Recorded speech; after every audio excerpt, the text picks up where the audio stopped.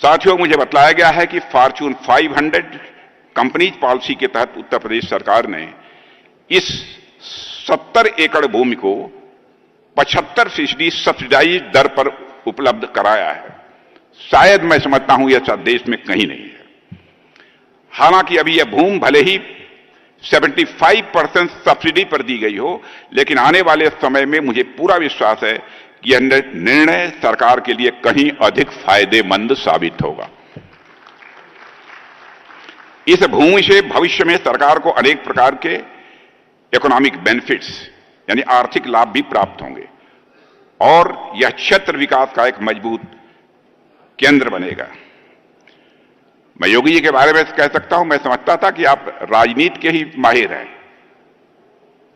लेकिन मैं तो इस नतीजे पर पहुंच गया कि आप तो अर्थशास्त्र में भी माहिर हैं।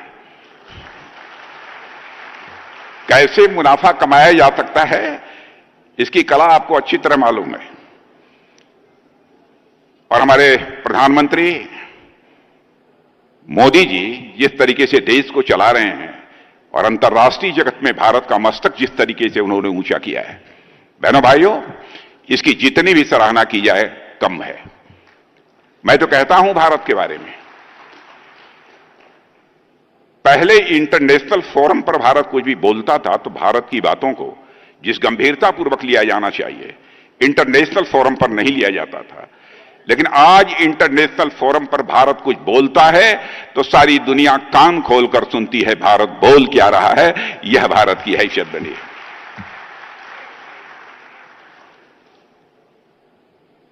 और भारत तेजी से आगे बढ़ रहा है। हमारे उत्तर प्रदेश का भी एक मेजर कंट्रीब्यूशन है उसमें।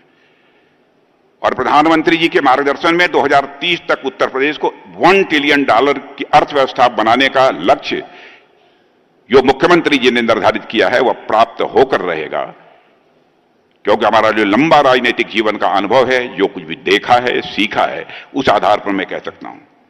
और मुझे पूरा विश्वास है कि उत्तर प्रदेश समय से पहले ही इस लक्ष्य को हासिल करेगा। मुझे तो ऐसा लग रहा है, समय से पहले इस लक्ष्य को हासिल करेगा।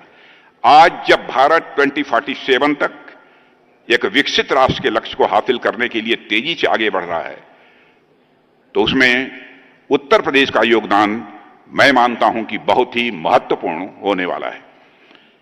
साथियों, आप सब जानते हैं एक विकसित भारत का रास्ता विकसित उत्तर प्रदेश से होकर ही जाएगा, ऐसा मैं आज विश्वास के साथ कह सकता हूं। विकसित भारत का रास्ता कहीं से जाएगा तो विकसित उत्तर प्रदेश से होकर ही जाएगा, ऐसा मेरा पक्का विश्वास है।